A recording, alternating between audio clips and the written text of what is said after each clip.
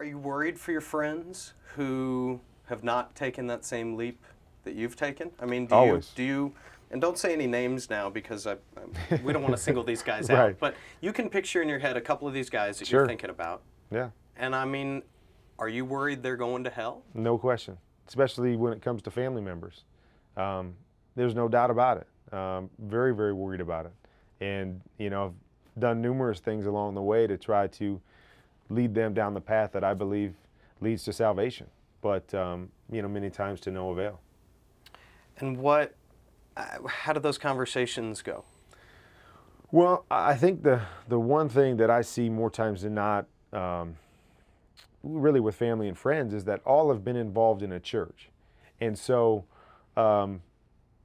they all believe that they're just fine, whether it be just from the fact that they think they know enough about Jesus that they've gone to the point of salvation or being born again, when a lot of cases I don't believe that's the case.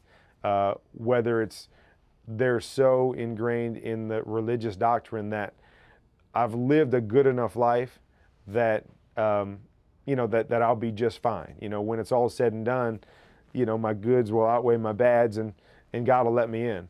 Or I've even had other friends that basically say, this God is so good, there's no way he's going to keep anybody out of heaven.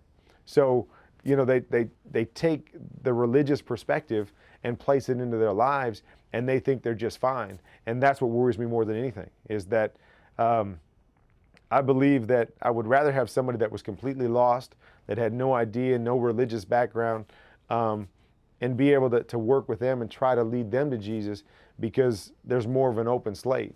When you get involved in a religion and the practices of a religion, you get so ingrained in that, especially if you've been raised in that it's hard to break away from what you've been taught.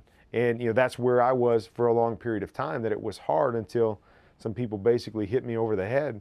It was hard for me to break away from that or believe something different.